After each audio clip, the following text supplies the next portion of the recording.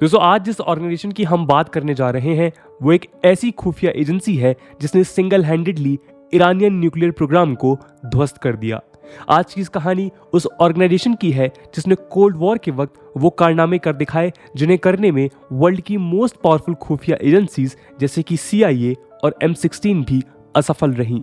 आज की कहानियां दुनिया के नक्शे पर बने एक छोटे से देश इजराइल की खुफिया एजेंसी मोसाद के नाम पर है। रशिया, अमेरिका, ब्रिटेन और इंडिया जैसे देशों की बड़ी बड़ी खुफिया एजेंसीज जैसे कि CIA, रॉ, M16, KGB आदि का नाम तो हम अक्सर सुनते ही रहते हैं, लेकिन शायद हो सकता है कि आप में से बहुत से लोगों ने मोसाद का नाम पहली बार सुना हो, क्योंकि ये इंटेलिजेंस सर्विस जितनी खूंखार है इसके कारनामे उतने ही रहस्यमयी तरीकों से किए जाते हैं। खैर, मोसाद के नाम पर सैकड़ों कामयाबी भरी दास्तान दर्ज हैं। कहा जाता है कि जो मोसाद की नज़रों में चढ़ गया उसका बचना नामुमकिन है। मोसाद के हिटलिस्ट से बच के निकलना किसी के लिए भी मुमकिन नहीं है। मोसाद की पहुंच दुनिया के हर उस कोने तक फैली हुई है जिन देशों को इजराइल अपने टेरिटरी और नागरिकों के लिए एक थ्रेट की तरह देखता है। कहते हैं कि ये अपने दुश्मनों को दुनिया के किसी भी कोने से ढूंढ निकालता है और मार गिराता है।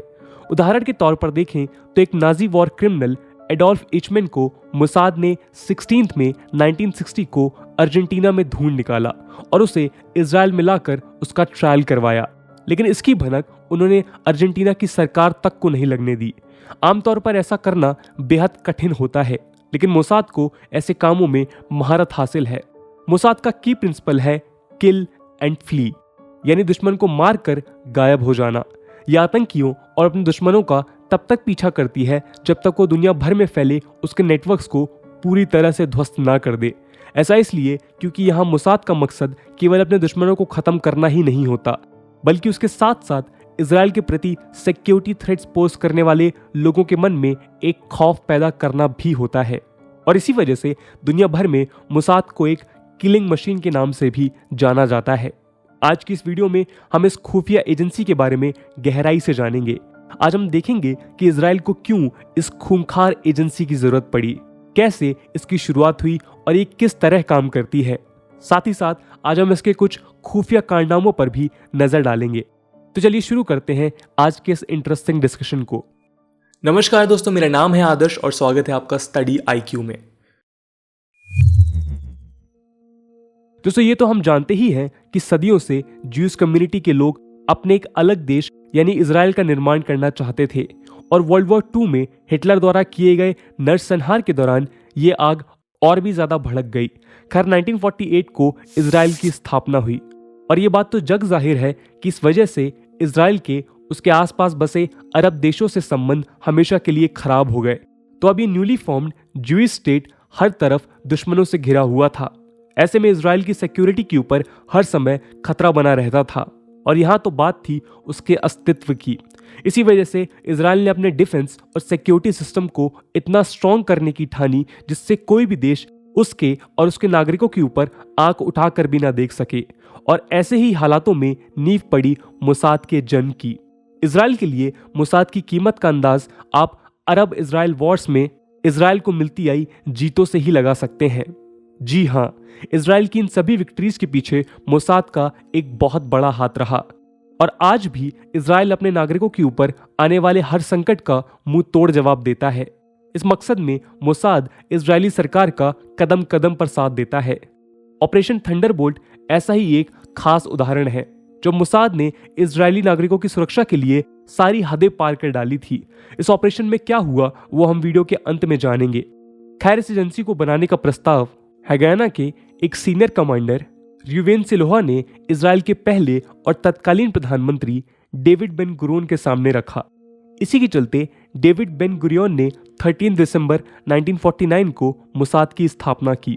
उस समय इसका नाम सेंट्रल इंस्टीट्यूशन फॉर कोऑर्डिनेशन था। 1951 में इसका नाम बदलकर मोसाद पड़ गया और उसी दौरान इसको PM ऑफिस के अधीन कर दिया गया। यहाँ पर आपको बता दें कि मोसाद के इस सफर की शुरुआत इजराइल के बनने से भी पहले शुरू हो चुकी थी।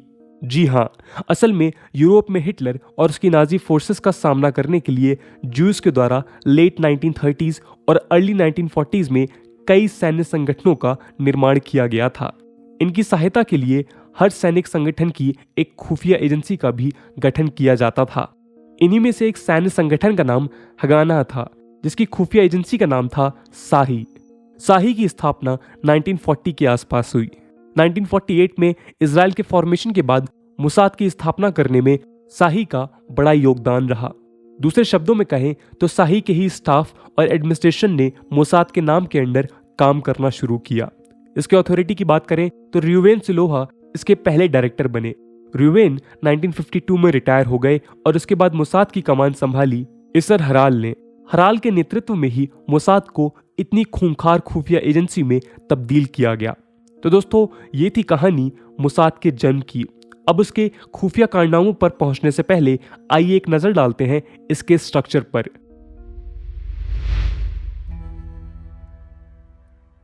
आज इजराइल में 3 खुफिया एजेंसी हैं।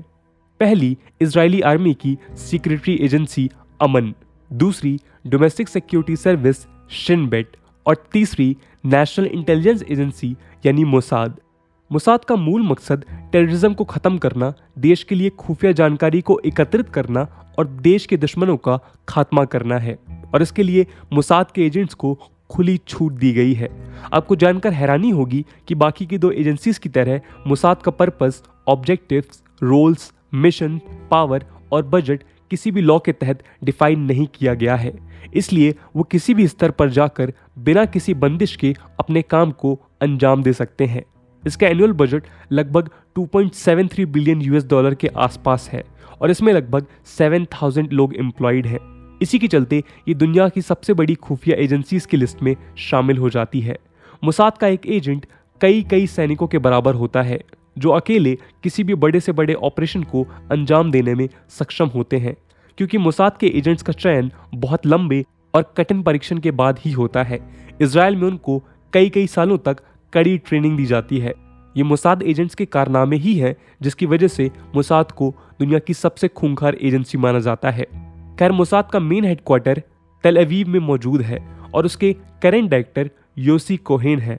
अगर इसके ऑर्गेनाइजेशनल स्ट्रक्चर की बात करें तो मोसाद के 8 डिपार्टमेंट्स हैं, जिनमें से 3 सबसे ज़्यादा इंपॉर्टेंट है। पहला और सबसे बड़ा डिपार्टमेंट है कलेक्शन डिवीजन। इसके ऑफिसर्स दूसरे देशों की धरती पर डिप्लोमेटिक या फिर खुफिया तरीकों से अपने मकसद को पूरा करते हैं। इसमें 30 से 40 ऑफिसर शामिल रहते हैं। दूसरा अहम डिवीजन है स्पेशल ऑपरेशंस डिवीजन, जिसको मेत्सदा नाम से भी जाना जाता है। ये डिपार्टमेंट हाईली सेंसिटिव असैसिनेशन, जानबूझकर किए जाने वाले डिस्ट्रक्शन और पैरामिलिट्री के कारनामों को ग्राउंड लेवल पर एग्जीक्यूट करने का काम करता है। पॉलिटिकल एक्शन और liaison department friendly foreign intelligence services के साथ काम करता है, जबकि एलएपी डिपार्टमेंट साइकोलॉजिकल और डिसेप्टिव वॉरफेयर जैसे क्रिटिकल मिशंस पर काम करता है। रिसर्च डिपार्टमेंट इंटेलिजेंस प्रोडक्शन, जबकि technology department advance technology production पर काम करता है। तो आप देख सकते हैं कि कैसे मोसाद का पूरा स्ट्रक्चर अलग अलग स्पेशलाइज्ड डिपार्टमेंट्स में बटा हुआ है। यहाँ हर एक डिपार्टमेंट अपना काम एकदम सटीक तरीके से हाई प्रिसीजन के साथ करता है। तो ये बात हुई मोसाद के ऑर्गेनाइजेशनल स्ट्रक्चर की। लेकिन यहाँ तक आते आते अब आप लोग मोसाद के कारनामे सुनने के लिए ज़रूर बेताब हो रहे होंगे।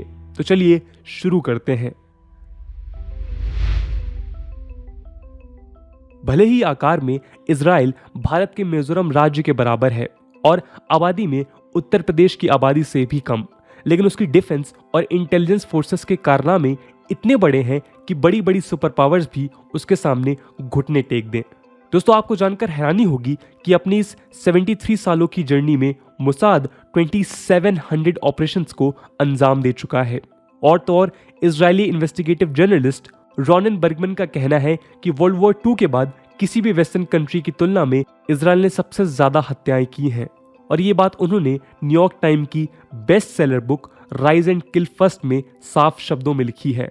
खैर, अब जाहिर सी बात है कि यहाँ पर उन सभी ऑपरेशंस के बारे में बात करना तो नामुमकिन है, लेकिन आज हम कुछ ऐसे चुनिंदा ऑपरेशंस के बारे में जानेंगे जिसके चलते आज पूरी दुनिया मोसाद का लोहा मानती है। सबसे पहले देखते हैं ऑपरेशन थंडरबोल्ट को।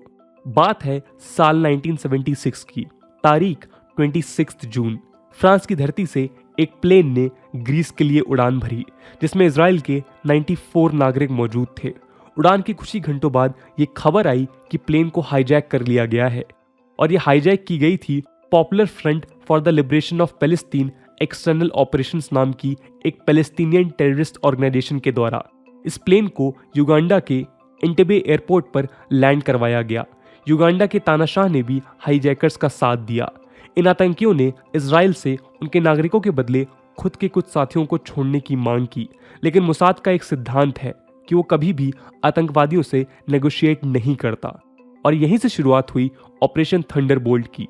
इस ऑपरेशन के चलते मोसाद ने उस एयरपोर्ट पर रेड की और केवल 90 मिनटों के अंदर अपनी सभी सिटीजन्स को छुड़ाकर सुरक्षा के साथ वापस घर ले आया। इस ऑपरेशन के बाद दुनिया भर में मोसाद की वाहवाही हुई। इस तरह मोसाद का एक ऑपरेशन था ऑपरेशन डायमंड। 1960 के दशक में दुनिया भर में रशिया के मिग 21 विमान का काफी बोलबाला था। इसका अंदाजा इस बात से लगाया जा सकता है कि उस समय अमेरिका की CIA भी इसको हासिल करने की कई नाकाम कोशिशें कर चुकी थी। CIA के फेलियर के बाद इस विमान को चुराने की जिम्मेदारी दी गई मोसाद को। पहली 2 कोशिशें तो मोसाद की भी नाकामयाब रहीं, लेकिन आखिरकार 1964 में की गई तीसरी कोशिश में उसने ये कर ही दिखाया। असल में इस ऑपरेशन में मोसाद की एक फीमेल एजेंट शामिल थी और उसी ने पहले तो मिग 21 पायलट को अपनी बातों के जाल में फंसाकर अपना दोस्त बनाया और फिर उसको ये प्लेन इजराइल तक लाने के लिए मजबूर भी कर दिया। तो जो काम दुनिया की सबसे बड़ी सुपर पावर अमेरिका की खुफिया एजेंसी CIA नहीं कर पाई, वो काम मोसाद ने कर दिखाया।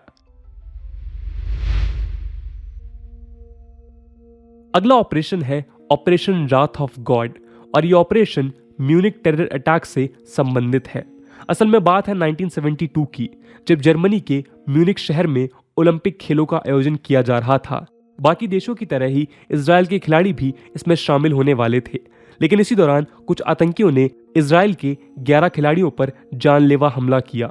इस हमले को म्यूनिक मैसेकर के नाम से भी जाना जाता है। इस अटैक के पीछे पैलेस्टीन लिबरेशन ऑर्गेनाइजेशन यानी PLO और फतह से जुड़ी ब्लैक सितंबर नाम की एक टेररिस्ट ऑर्गेनाइजेशन का नाम सामने आया। बस फिर क्या था, मोसाद के कमांडोज ने अपना जंजाल बिछाया और 20 साल तक चले इस ऑपरेशन के दौरान उन सभी आतंकियों को दुनिया के अलग अलग कोने से ढूंढ निकालकर मार गिराया। वैसे तो अभी तक आप मोसाद के हैरतअंगेज कारनामों से रूबरू हो ही चुके होंगे, लेकिन इस वीडियो को खत्म करने से पहले हम आपको इसका हाल ही में किया गया एक और कारनामा सुनाना चाहेंगे, जिसके चलते फिर एक बार मोसाद दुनिया की नजरों में आ गया था। और इस बार उसका टारगेट कोई और आतंकवादी नहीं बल्कि ईरान के एक जाना माना न्यूक्लियर साइंटिस्ट था। बात है 27 नवंबर 2020 की, जब खुलेआम तेहरान की सड़कों पर ईरान के एक न्यूक्लियर साइंटिस्ट मोहसेन फखरीजदे को गोलियों से भूनकर मार दिया गया। मोहसेन फखरीजदे और कोई नहीं बल्कि ईरानियन न्यूक्लियर प्रोग्राम के फादर कहे जाने वाले एक टॉप साइंटिस्ट थे। हालांकि इजराइल ने इसमें अपनी किसी भी तरह की इन्वॉल्वमेंट से साफ इनकार कर दिया, लेकिन BBC की रिपोर्ट के मुताबिक इस अटैक को जिस प्रिसीजन और हाई टेक वेपन के साथ किया गया था, उससे ये साफ जाहिर हो रहा था कि इसके पीछे और कोई नहीं बल्कि मोसाद ही है। लेकिन यहाँ पर हमें एक और बात पर गौर करने की जरूरत है, और वो ये कि इन सभी कामयाबियों के साथ साथ मोसाद के नाम कई ह्यूमन राइट्स अब्यूज के केसेस भी दर्ज हैं, और ये abuses unlawful killings, force displacement, mass strikes और एब्यूजिव डिटेंशन के रूप में सामने आते हैं। और तो और इजराइल के हाई टेक्नोलॉजिकल एडवांसमेंट के चलते मोसाद अपने ऑपरेशंस में सोफिस्टिकेटेड हाई टेक वेपनरी का यूज करता है, जो और भी ज्यादा जानलेवा होता है, और ये सब इजराइल की सिक्योरिटी के नाम पर किए जाते हैं। अब ये नेशनल सिक्योरिटी के नाम पर कितना सही है और कितना गलत, ये एक अलग डिबेट है, लेकिन ये बात हमें नेशनल और इंटरनेशनल लेवल पर मौजूद अलग अलग तरह के ह्यूमन राइट्स सेफ्टी मैकेनिज्म की इफेक्टिवनेस के बारे में सोचने पर मजबूर जरूर करती है। खैर दोस्तों, ये थी कहानी मोसाद और उसके कुछ खुफिया कारनामों की। अगर आप मोसाद से जुड़े कुछ और इंटरेस्टिंग किस्से, कहानियां या ऑपरेशंस के बारे में जानना चाहते हैं तो हमें कमेंट सेक्शन में जरूर बता सकते हैं। इस पूरे मुद्दे को लेकर आपका क्या ओपिनियन है, हमें जरूर बताइएगा। आज की वीडियो के लिए इतना ही। आई होप आपको वीडियो पसंद आई होगी, और अगर पसंद आई है तो अपने दोस्तों के साथ शेयर करना मत भूलिएगा। हम मिलते हैं अगले वीडियो में, तब तक के लिए जय हिंद, जय भारत।